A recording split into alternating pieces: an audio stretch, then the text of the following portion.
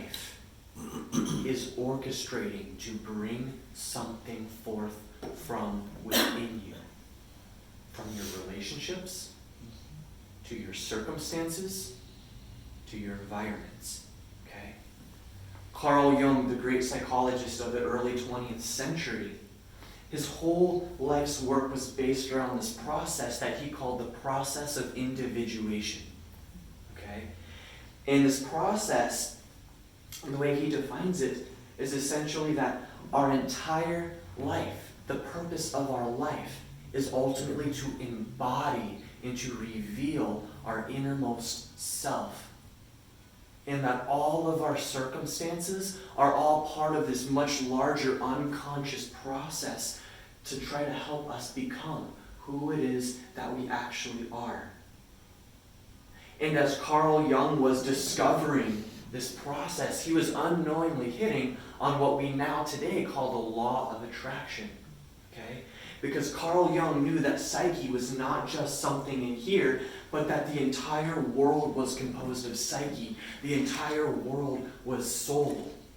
And that there was no real distinction between the inner and the outer, and that we attract to us that which best serves in this process of becoming who we are. And so I want to leave you with this metaphor. I want you to think of the solar system, okay? And I want you to think of the sun. And all of the planets, they all rotate and orbit around the sun. And this rotation around the sun gives rise to the experience of time.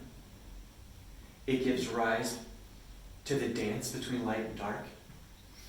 It gives rise to the seasons, to the cycles, to relationship.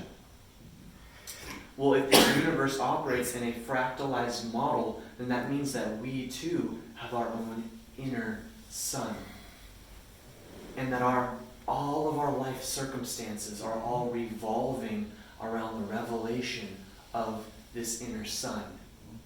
And this gives rise to our experience of time.